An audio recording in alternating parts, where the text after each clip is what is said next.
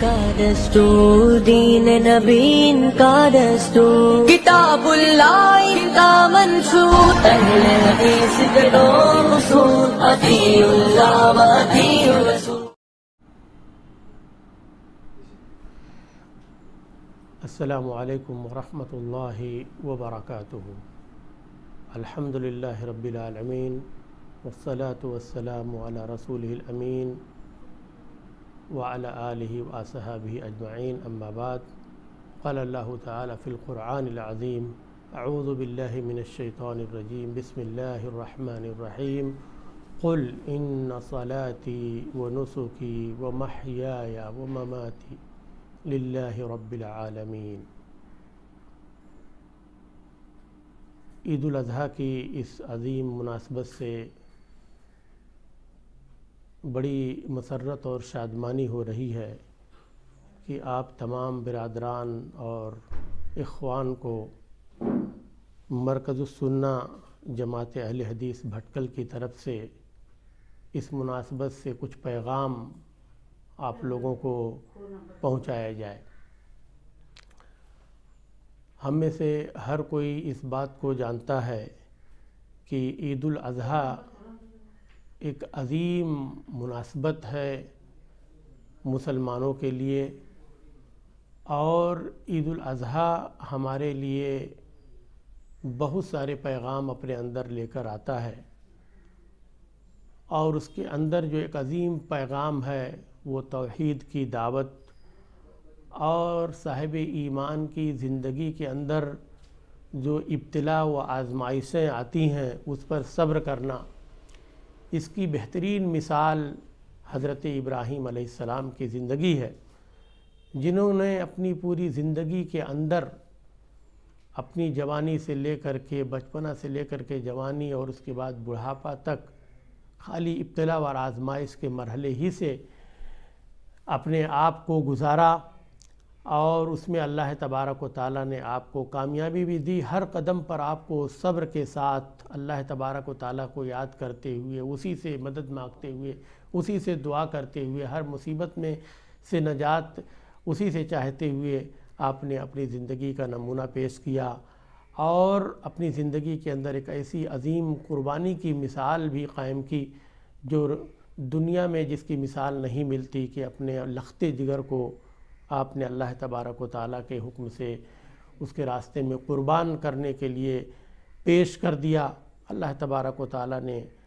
حضرت اسماعیل کی جگہ پر ایک عظیم ذبیحہ عطا کیا، اور وہیں سے پھر یہ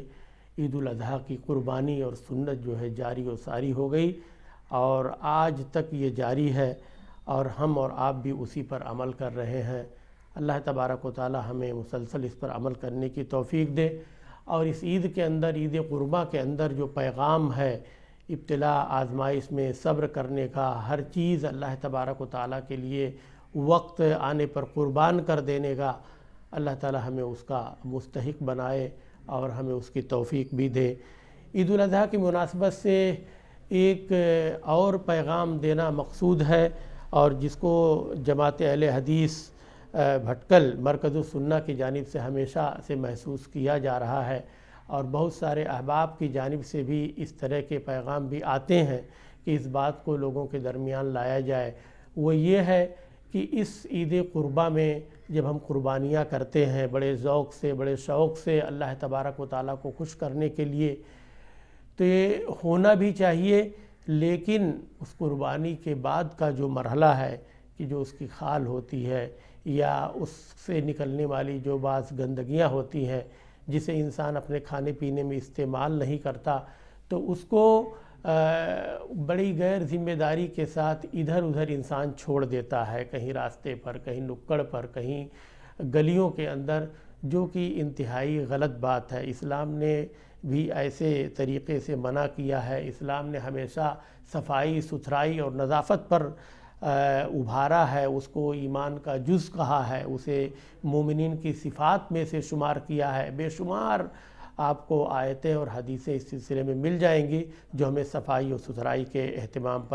اہتمام کرنے پر ابھارتی ہیں، اور اس کی بڑی فضیلتیں ہیں۔ دوسرا اس کا پہلو یہ ہے کہ یہ گندگی پھیلانے سے جہاں دوسرے پڑوسیوں کو یا دیگر مرتبے کی شہریوں کو تکلیف ہوتی ہے، پریشانی ہوتی ہے، تو اس سے بھی ہم اور آپ کو بچنا ہے، تاکہ اس کی وجہ سے دیگر کو کوئی پریشانی نہ ہو، حکومت کی جانب سے اس طرح کے کام کرنے پر ہمارے خلاف کوئی کارروائی نہ ہو۔ ہمیں خود بچنا چاہیے، احتیاط کرنا چاہیے، اور صفائی ستھرائی جو ہے ہمارے ایمان کا جز ہے۔ تو ہمیں ایک ذمہ داری کا ثبوت دیتے ہوئے اس طرح کی چیزوں کو، جہاں بھی کوڑا پھینکنے کی جگہ خاص ہے یا اس طرح کی چیزوں کو جہاں سلیقے سے آدمی دفنا سکتا ہے یا اس کو رکھ سکتا ہے، انہی جگہوں پر رکھیں، ادھر ادھر پھینکیں نہ، راستوں پر نکڑ پہ نہ پھینکیں کہ جس کی وجہ سے لوگوں کو تکلیف ہو اور اس سے کوئی دوسری پریشانی کا سامنا کرنا پڑے۔ آلریڈی مسلمان بہت ساری پریشانیوں اور بہت ساری آزمائشوں سے گزر رہا ہے، تو مزید اس کو آزمائش میں ڈالنا، اس کے لیے مصیبت پیدا کرنا، یہ مناسب نہیں ہے۔ اور ہماری یہ اخلاقی ذمہ داری ہے، اجتماعی ذمہ داری ہے کہ ہم ایک دوسرے کو اس بات کی نصیحت کریں اور دوسروں کو اس بات پر ابھاریں اور سکھائیں کہ صفائی اور ستھرائی جو ہے ایمان کا جز ہے، اور اس کا التزام کرنا بے حد ضروری ہے۔ آخر میں اللہ تبارک و تعالیٰ سے یہ دعا کرتا ہوں کہ اللہ تعالیٰ ہماری قربانیوں کو قبول فرمائے، ہماری عید کو قبول فرمائے، ہماری عبادتوں کو قبول فرمائے، ہماری عبادتوں کو سنت رسول صلی اللہ علیہ وسلم کے مطابق ادا کرنے کی توفیق دے، اور جو زندگی کے اندر ابتلا، آزمائش و پریشانیاں آتی ہیں اس پر صبر کرنے کی ہمیں توفیق دے۔ مزید یہ کہ اس عید قرباں کی مناسبت سے ہمیں صفائی و ستھرائی کا بھی پورا اہتمام کرنے کی توفیق دے۔ آمین۔ تقبل یا رب العالمین، وآخر دعوانا ان الحمد للہ رب العالمین۔ السلام علیکم ورحمۃ اللہ وبرکاتہ۔